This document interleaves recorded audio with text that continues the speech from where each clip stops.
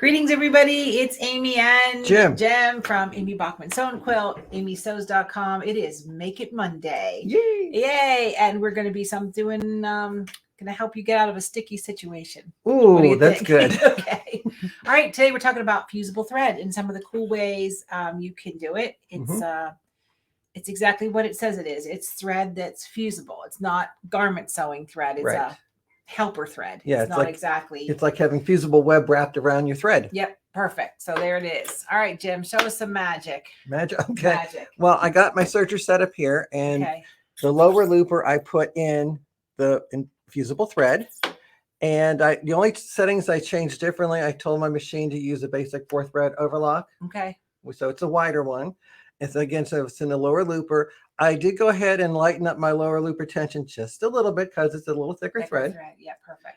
And I also made the stitch the normal stitch length, or you can have it a little shorter if you want. Yeah. And basically just ran it through my serger like you normally would, and to produce a traditional overlock stitch. This is the basic overlock, right? Yep. But the back side has the fusible thread on it. Right. Let's see. And the nice thing about that is when you go to work on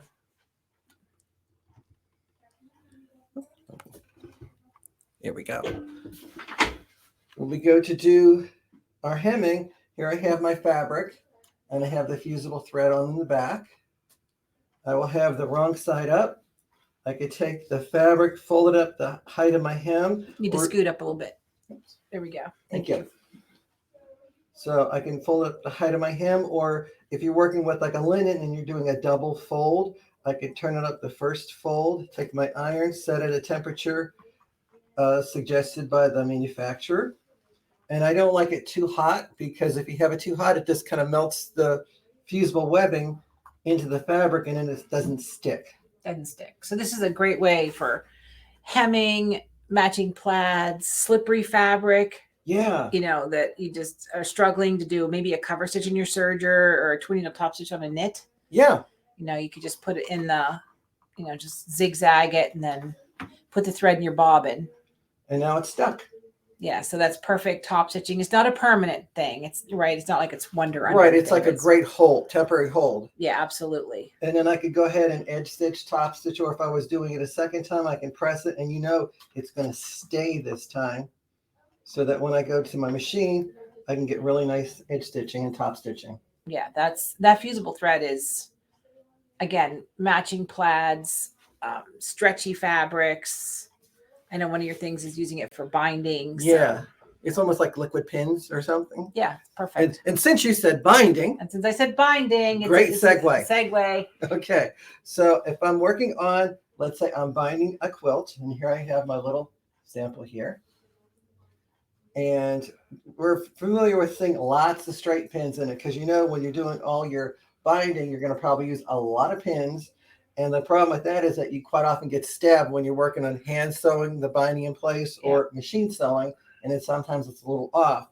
What I did on my sample was I took some regular double fold tape and I opened it up and I top stitched right inside the fold, so it's on this side of the bias tape.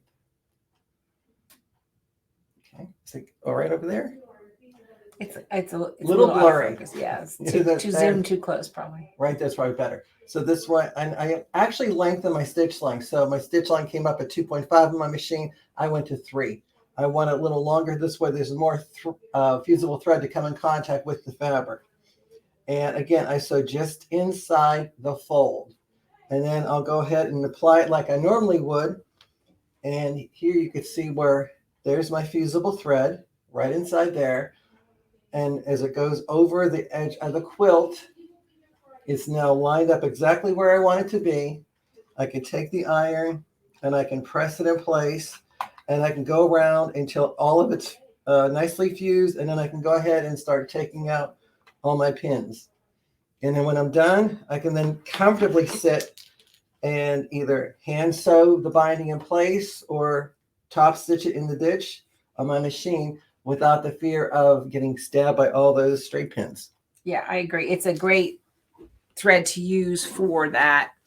And I mean, you don't even have to sew it. Technically, you could probably just lay a strand of thread down and fuse it if it's like one of the seasonal projects that you want to get together really quick. Yeah.